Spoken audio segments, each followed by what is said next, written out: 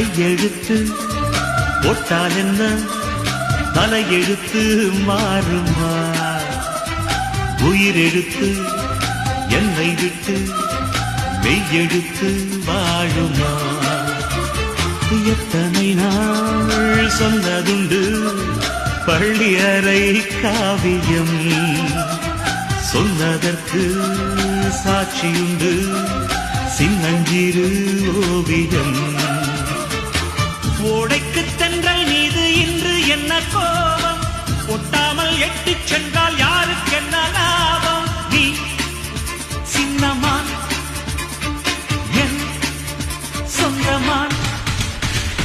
கல்யாணம் கச்சேரி கால் கட்டு எல்லாம் ரயிலேறி போயாச்சிடு.